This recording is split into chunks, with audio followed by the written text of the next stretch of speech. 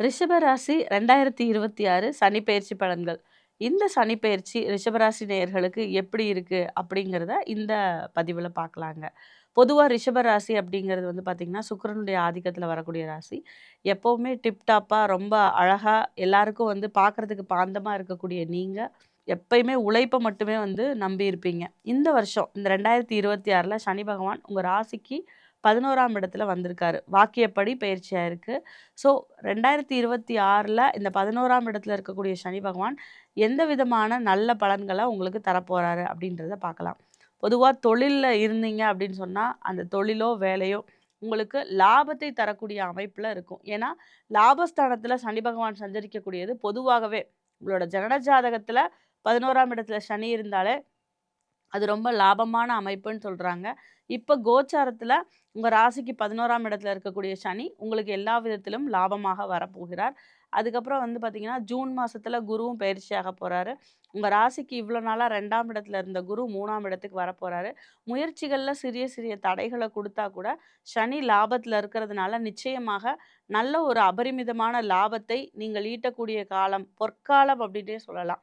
அதேபோல உங்களுக்கு வந்து நீங்க ரொம்ப ஏதாவது வாங்கணும், ஆடை ஆபரணங்கள் வாங்கணும் அப்டின்னா, ஜூனுக்குள்ள ப்ரிஃபர் பண்ணி வாங்குறது ரொம்ப வந்து உங்களுக்கு பாசிட்டிவான விஷயங்கள குடுக்கும்.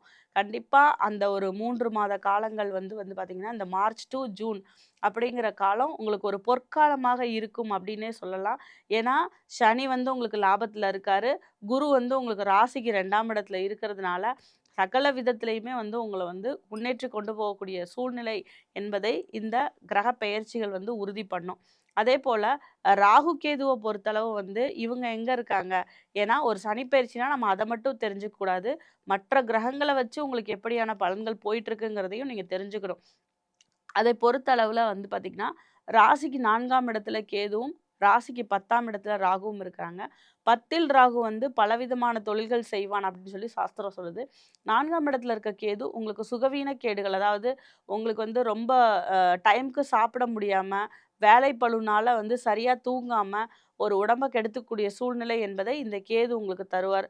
தாயார் அவருடைய உடல் நலத்தில அக்கறை தேவ.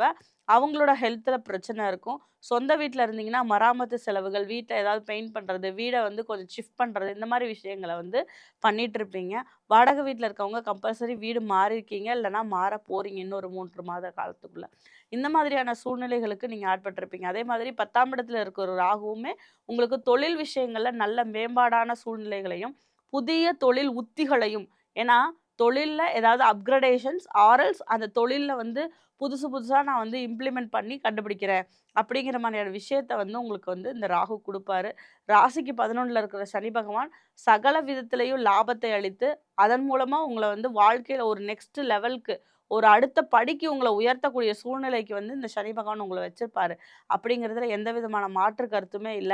நம்ம கவனிக்க வேண்டியது ராகு, கேது வந்து பார்த்தீங்கன்னா, அடுத்து முயற்சி ஸ்தானத்துல வந்து உட்கார போறாங்க. கேது வந்து 3ஆம் இடம்னு சொல்லக்கூடிய முயற்சி ஸ்தானத்துல டிசம்பருக்கு அப்புறம் வந்து உட்காருவாரு.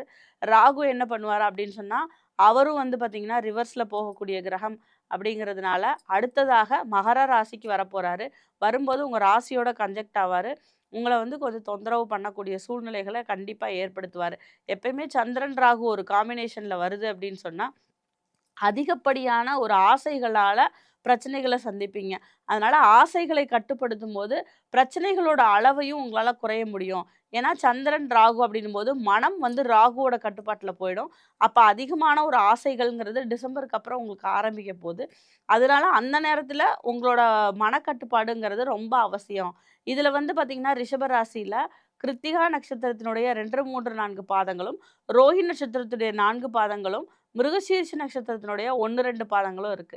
அப்ப இதுல இந்த கிருத்திகா நட்சத்திரங்கள் வந்து தலைமை பதவியில இருக்கக்கூடியவர்களாகவும், மிகப்பெரிய செல்வந்தர்களாகவும், ஒரு பொறுப்புல இருக்கக்கூடியவர்களாகவும் இருப்பாங்க. அதே மாரி அடுத்தவங்க கிட்ட பழகுறதுல எப்பயுமே ஒரு கணக்கீடு வச்சு பழகுவாங்க. இவங்களுக்கு இந்த காலகட்டம் அப்படிங்கிறது புதிய ஆடை ஆபரணங்கள் வாங்குறதுல, கல்வியில முன்னேற்றம் இருக்கக்கூடிய விஷயங்கள். அதேபோல நீங்க வந்து கவனமா வைக்க வேண்டிய விஷயம் வந்து உங்களோட தோற்றத்தையும், உங்க கண்ணியத்தையும் தான். கண்ணியம் அப்படிங்கும்போது உங்கள்ட்ட அயலவர்கள் யாராவது பழகுனாங்கன்னா, அவங்க கூட பழகக்கூடிய விஷயத்த வந்து கவனம் பண்ணணும். தோற்றத்துக்கு ஏன் இம்பார்ட்டன்ஸ் குடுக்க சொல்றோம்ன்னு சொன்னா, ராசியில 11ஆம் இடத்துல இருக்கக்கூடிய சனி பகவான் தன்னுடைய 3ஆம் பார்வையால உங்க ராசிய பார்க்க போறாரு. முக்கியமா நீங்க தான் ஃபர்ஸ்ட் ஹாஃப்ல வந்து உள்ள வருவீங்க. கிருத்திகா நட்சத்திரம் தான் வரும். அதனால உங்களோட தோற்றத்துல கவனம் வேண்டும். எப்பயுமே சனி நம்ம ராசிய பார்வை செய்யும்போது, நம்ம எப்படி நடந்துக்கிறோம், அந்த பிஹேவியர்ங்கிறது ரொம்ப முக்கியம். அதனால தான் நம்ம அடுத்தவங்கள்ட்ட மாட்டிக்குவோம். அதுல வந்து கவனம் வேணும். அதே மாதிரி வாக்குஸ்தானத்துல இருக்கும்போது அவர் என்ன பண்ணுவாருன்னா, தேவையில்லாம பேச வச்சு பிரச்சனையில மாட்டி விட்டுருவாரு. இப்ப 11ஆம் இடத்துல இருக்கிறதுனால சகல விதத்திலயும் லாபத்த தரப்போறாரு. இருந்தாலும் உங்க ராசிய பார்வை செய்றதுனால கவனம் வைங்க. அதே மாதிரி ரோஹிணி நட்சத்திரமா இருந்தா வெளிநாடு செல்றதுக்கு வாய்ப்பு உண்டு. உங்களுக்கும் ஆடை ஆபரண சேர்க்கை, குழந்தை பாக்கிய விஷயத்துல வந்து பாசிட்டிவா இருக்கக்கூடிய விஷயங்கள் பண்ணும். அதே நேரத்துல தேவையில்லாத வாக்குறுதிகள யாரையும் நம்பி குடுத்துற வேண்டாம். இத மட்டும் நீங்க கடைபிடிச்சீங்கனாலே ரோஹிணி நட்சத்திரக்காரங்க ரொம்ப சிறப்பா இருப்பாங்க. அடுத்து வந்து மிருகசீரிஷ நட்சத்திரம். இது வந்து தொழில்ல ஏற்பட்ட நஷ்டங்கள் கொஞ்சம் கொஞ்சமா குறைய ஆரம்பிக்கும். இவ்வளோ நாளா ஒரு சுறுசுறுப்பு இல்லாம இருந்திருப்பீங்க. இனிமே சுறுசுறுப்பாகி ரொம்ப நெறைய வேலைகள் செய்ய போறீங்க. நீங்க வந்து கவனிக்க வேண்டிய விஷயமே வந்து பார்த்தீங்கன்னா, குழந்தைகள் விஷயத்துல உள்ள அமைப்பையும், அதே மாதிரி எங்கேயாவது பயணம் போறீங்கன்னா, அந்த ட்ரிப்ப வந்து கரெக்ட்டா ஷெட்யூல் பண்ணணும், முறை பண்ணணும். ஒரு பிளானிங் இருக்கணும். இந்த ஒரு விஷயத்த பார்த்துக்கிட்டீங்கனாலே, ரிஷப ராசிக்கு இந்த 2026 சனிப்பெயர்ச்சி பலன்கள் அப்படிங்கிறது ரொம்ப முத்தாய்ப்பான நல்ல பலன்களை தரப்போது. டாப் மோஸ்ட் ராசியிலேயே ரிஷப ராசி தான் இருக்கு அப்படிங்கிறது ஜோதிட வல்லுநர்களோட கருத்தா இருக்குதுங்க. வாழ்க வளமுடன்.